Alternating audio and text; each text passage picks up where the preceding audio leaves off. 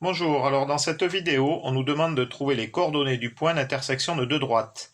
Alors ces deux droites en fait sont les représentations graphiques des fonctions f et g. Donc on va analyser un petit peu ça avant de répondre à la question.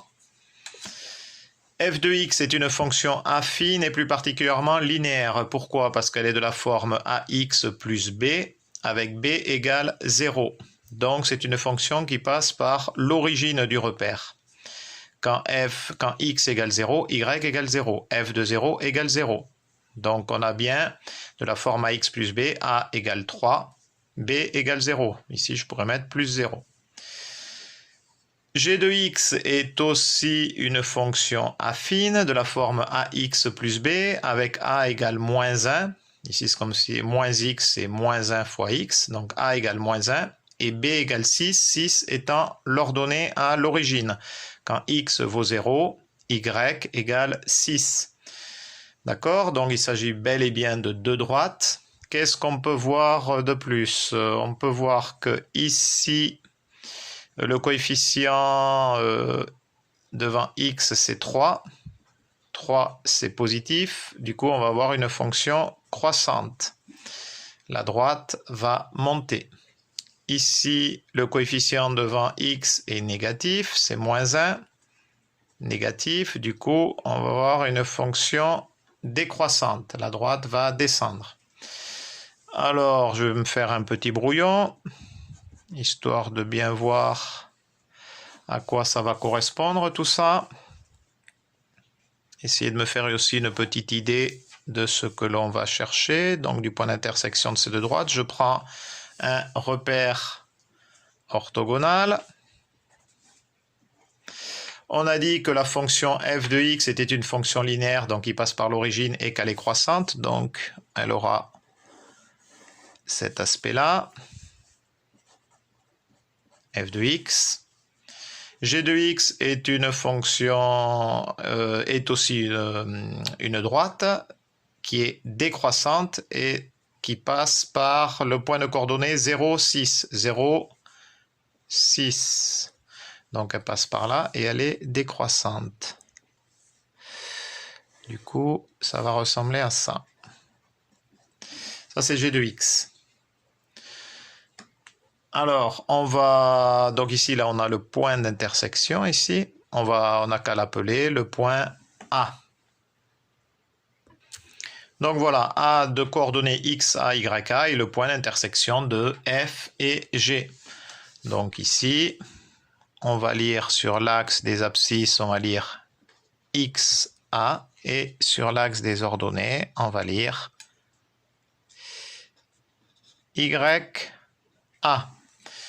Donc ce qu'il faut bien comprendre, c'est que ce point A, qui est le point d'intersection de la droite représentée par la droite qui représente f de x et la droite qui représente g de x, donc A appartient bien à la fois à f de x et à g de x, puisqu'il est à la fois sur la droite f de x et sur la droite g de x, ce qui fait que ces coordonnées vérifieront bien y, donc ya égale 3xa pour ce qui est de la fonction f de x, et ils vérifieront bien aussi ya égale moins xa plus 6 pour ce qui est de la fonction g de x. Donc, je peux mettre une accolade parce que c'est à la fois ça et ça. Donc, c'est ça qui est important à comprendre. Alors, qu'est-ce que je vais faire? Eh bien, du coup, là, j'ai un système de deux équations à deux inconnues. On peut faire par substitution ce que je vais faire. Ici, regardez, je vois ya égale 3xa. Et là, ya égale moins xa plus 6. Du coup, je vais remplacer ya par la deuxième. Là, je vais la remplacer par 3xa. Il y a d'autres méthodes, mais celle-là, elle va bien aussi. Donc, du coup, je vais garder ya égale 3xa, et ici, je vais remplacer ya par 3xa. Du coup, j'ai 3xa égale moins xa plus 6. Donc, Je continue. Là, j'ai toujours YA égale 3XA.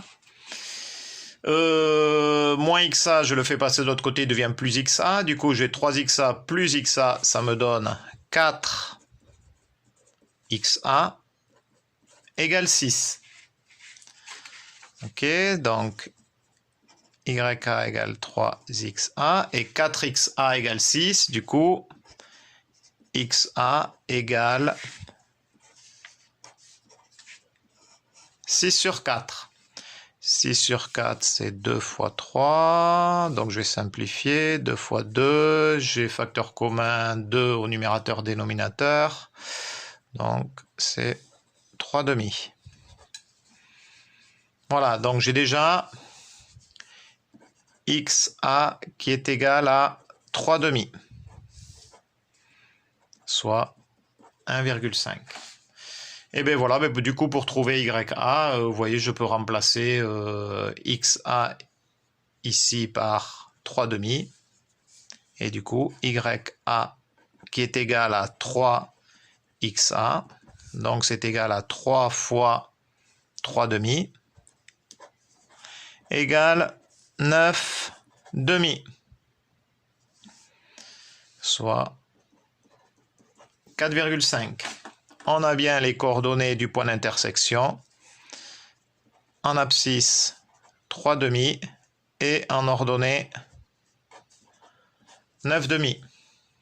Voilà. Alors, au niveau de la calculatrice, qu'est-ce que ça donne?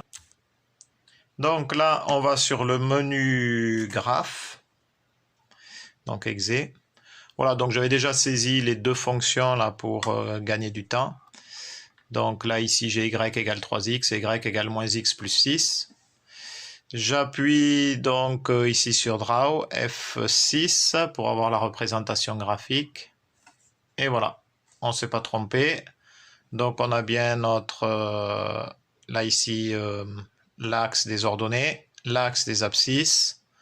Et on a bien nos droites avec le point d'intersection. Alors pour trouver le point d'intersection, ce qui est intéressant sur les calculatrices lycée, par exemple, celle-ci, on va à Gsolve, ici, touche F5. Après, on va à ISCT comme intersection, donc on refait la touche F5, ici. Et là, impeccable, on voit la calculatrice nous a calculé toute seule le point d'intersection. On a bien x égale 1,5 et y égale 4,5. Ok, on ne s'est pas trompé. Allez, à 10 chat.